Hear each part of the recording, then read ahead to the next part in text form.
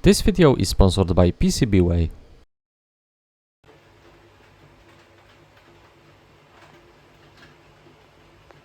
Hello everyone, today I've got for you brand new VR related video in which I will show you how I've made my own small controller receiver for HadesVR controllers. It's a simple USB dongle which features a custom Arduino board and USB-A connector which plugs directly into your PC.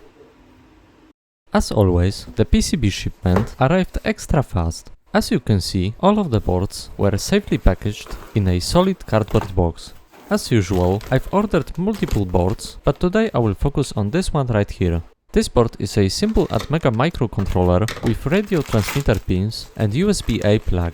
As you may have already noticed, there's a lot of foam padding which makes it impossible to damage the boards in transport. And just like always, the PCB quality is absolutely top notch. You can easily see all of the traces and even the smallest vias. So now let's assemble the board and see how it works. First I will mount it on my PCB holder. Just like always, I will use a lot of flags, which will make the soldering way easier. And now I will cover all of the solder pads with solder, since I will be soldering all of the components using my hot air station. With all of the solder pads ready, I can now begin soldering the components. I will transfer most of the parts from Chinese Arduino clone, since the component layout is pretty much the same.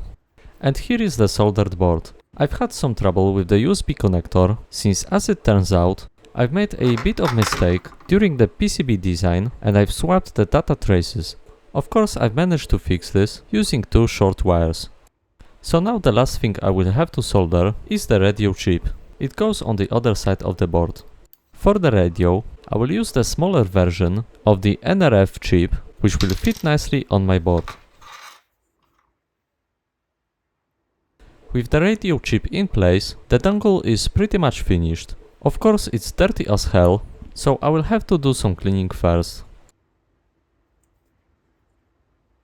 First I will put the PCB in a 3D printed plastic vat and now I will completely cover it with flux remover.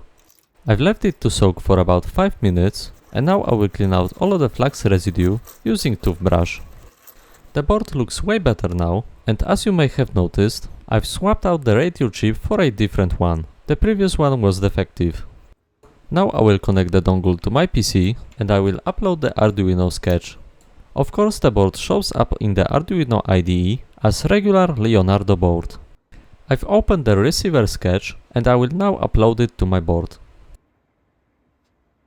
With all of that done, it's time to add a plastic housing to make it look better and prevent any short circuits. Of course I've printed all of the plastic parts using my Bamboo Lab printer and black Sanlu PLA.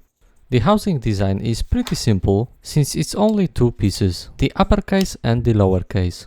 The receiver board snaps into the lower case and upper case goes on top of it.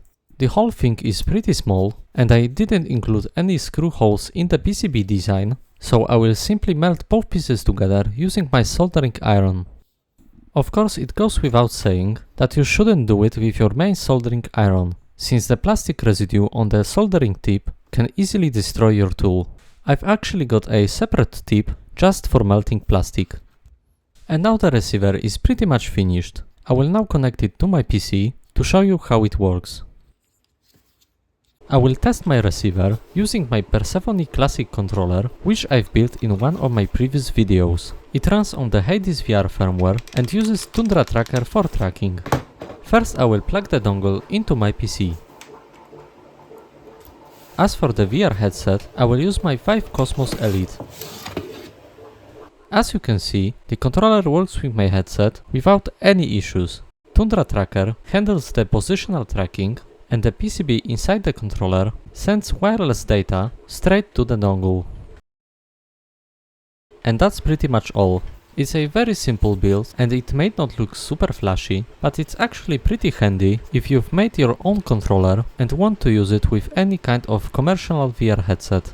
There are still some things left to improve, but I feel like it's a great start. So thanks for watching everyone and hope to see you in the next video. And as always, huge thanks to my patrons. See you later and goodbye.